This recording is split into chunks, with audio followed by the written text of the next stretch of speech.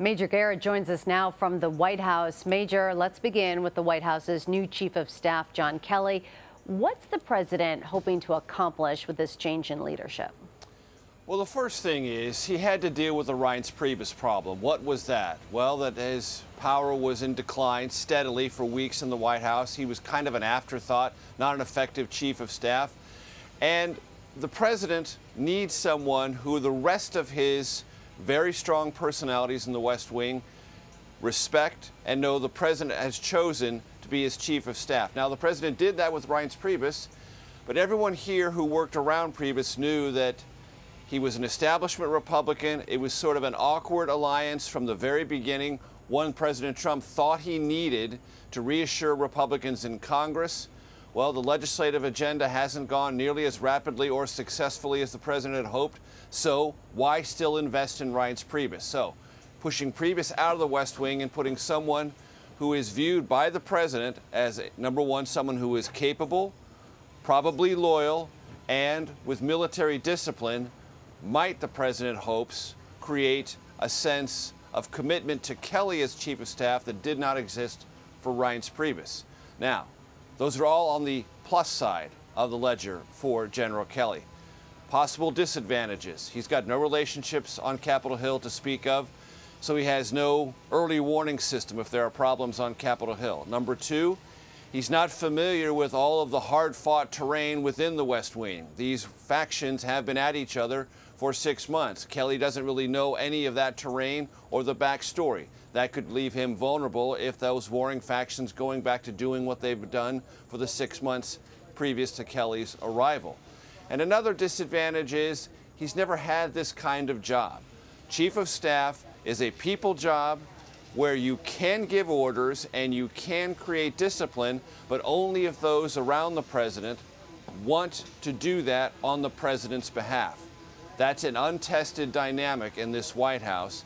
And also, you're only as strong as chief of staff as the power the president places in your hands. And this president likes to hold most of the power squarely in his and leave lots of people around him, even at close range, somewhat guessing what his intentions are or who's up or down.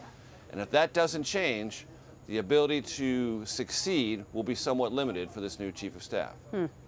Major, this move obviously leaves an immediate vacancy at the Department of Homeland Security. What can you tell us about some of the candidates they're looking at to replace Kelly? Well, it's sort of fluid right now. A lot of my conversations over the weekend were this was to solve the chief of staff problem. Kelly came over. The president thought that was most important, and the idea of rapidly filling the vacancy in Homeland Security did not really rise into his deliberations at the end of last week. They're going to focus on those things now. I would say there are 4 candidates, all with potential advantages and some conspicuous disadvantages. One, Mike McCall. He is the chairman of the House Homeland Security Committee. His first interview, because he was considered during the transition, did not go well. And that memory kind of haunts his potential to be Homeland Security Secretary. He would need to really impress the president in ways he didn't the first time around. Tom Bossert is the senior Homeland Security advisor within the White House. He is well regarded but doesn't have a strong personal relationship with the president, although that has improved during his service here for the president, and he's given several televised briefings. That also helps when the president is thinking about who he might pick for the cabinet.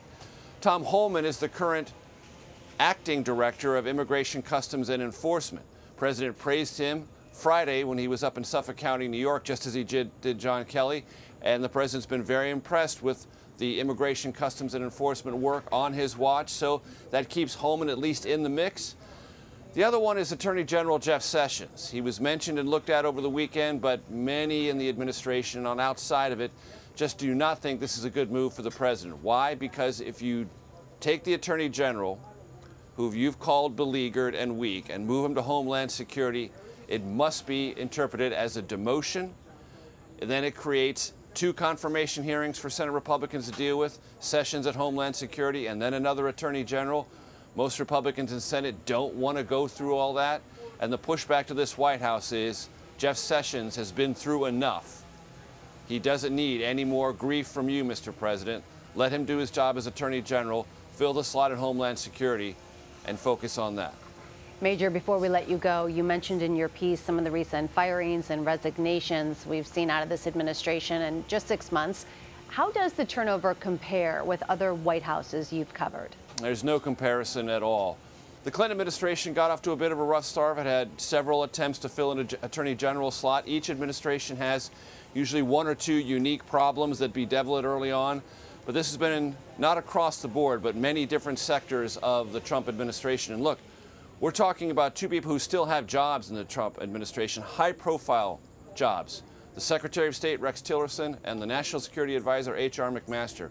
Both of them wonder, almost on a daily basis, but certainly on a weekly basis, how strong their position is within the administration.